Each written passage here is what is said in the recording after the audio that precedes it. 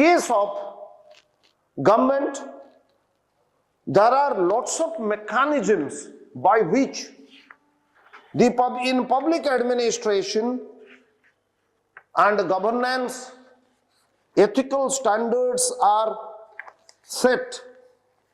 Now, every government officer is expected to be ethical, or rather bound to be ethical. If you deviate it, you are deviating at your own risk. And this is done. Basically, this is done through different mechanisms, through different processes. One is the internal control. Within the system, there are internal control, because government cannot leave it to the persons to decide. It involves lot of government money. So there is an internal control. What is that internal control? Inquiries and investigations. On specific complaints, inquiries and investigations are taken up. On specific complaints, inquiries and investigations are taken up. If somebody misutilized, then there is review meetings. Supervisory officers review performance of officers below them on periodic basis. When you join the service, you will face it, and you will also ensure. You will face the review meetings by your seniors, and you will also conduct review meetings to find it out, because you will be supervisory officers. Then there will be departmental audit. Departmental audit. Departmental audit is taken up annually. Departmental audit is taken up annually. There is Accountant General. His audit team will check up if you have misutilized government money or you have utilized it properly. Then there is Performance Appraisal Report, or PAR. The PAR makes an officer accountable to his controlling officers.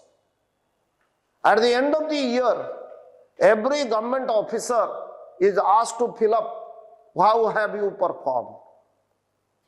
If the controlling officer writes a single word in that, there is a column called integrity. If the single comment he writes adverse, in that integrity column, if he writes only one word called doubtful, then the minimum punishment that is given to a government officer is dismissal from the service. Remember, if your controlling officer has been given so much of power, if he writes a single sentence that the integrity of this person is doubtful, of course he has to justify it.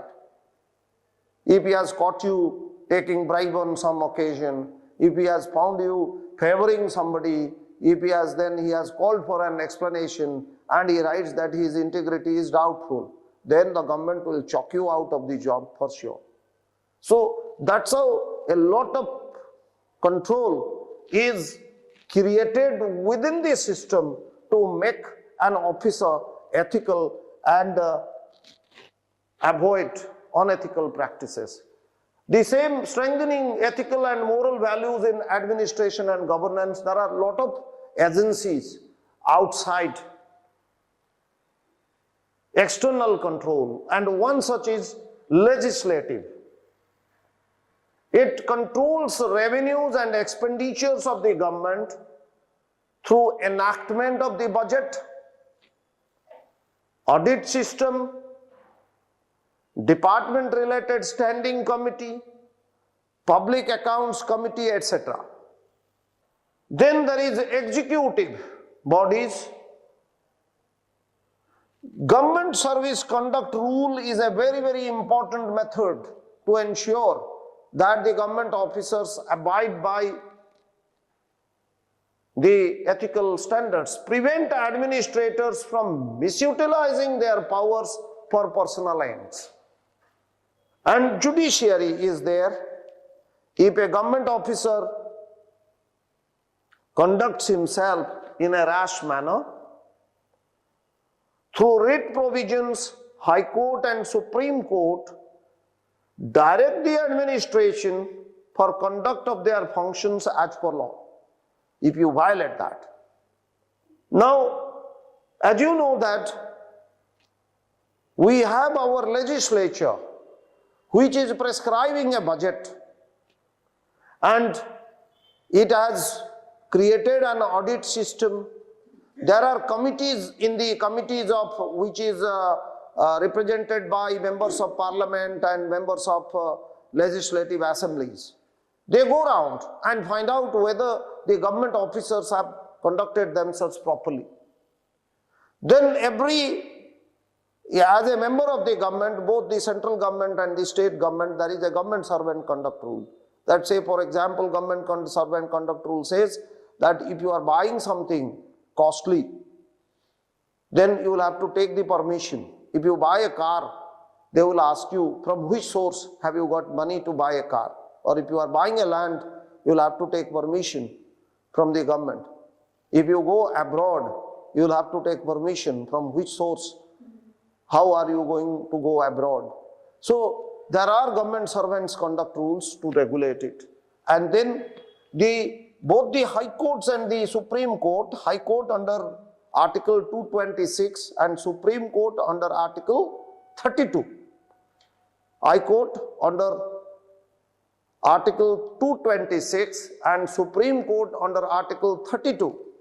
They are provided with the powers to control the government machinery, not to trample the rights of the citizens. Like you cannot just go and demolish somebody's house. What happened in UP? You cannot, they were demolishing the house on the ground that there are criminal allegations. Still Supreme Court held up the Chief Minister. No, you cannot just do it. You will have to process the due process of law. And this kind of a direction Supreme Court issues under Article 32 of Indian Constitution. And the same powers are exercised. There are 4 jurisdictions.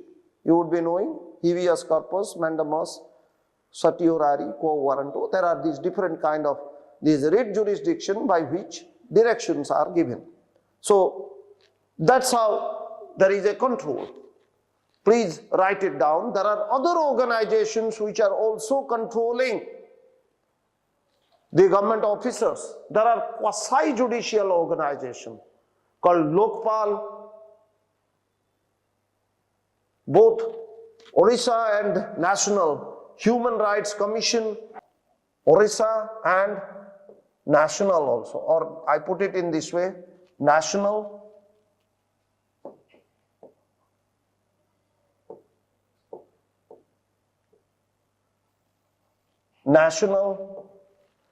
and Odisha Information Commission direct the government on different matters.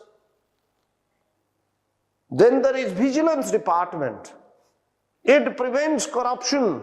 If you take bribe, you can be caught by the vigilance sleuths, vigilance people.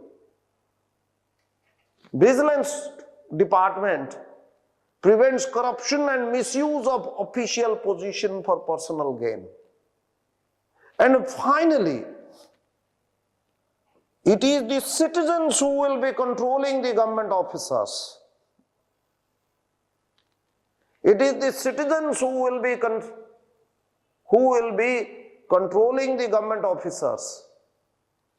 How?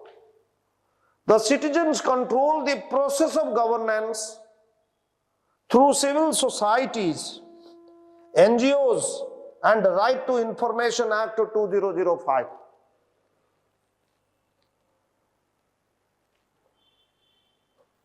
The citizens can question a government officer,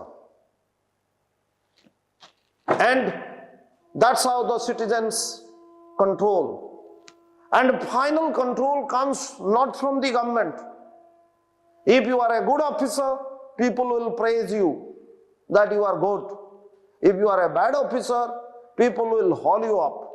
They will take information about your conduct through Right to Information Act, and you will be hauled up in the system. So these are certain methods by which the government ensures that the governance remains ethical and moral without much discretion, but yet in the final go, government cannot control the government officers in every form. So it all boils down to, if you develop a strong sense of your ethics, that means you have understood what is considered as ethical and unethical as a government servant. And if your sense of morality is very high, so what is considered as moral and immoral as an individual, then I think you can conduct yourself in a manner so that you remain as an ethical person in your professional life, a person with great morality in your personal life, and you create a name for yourself, which is an adorable name for you to conduct yourself.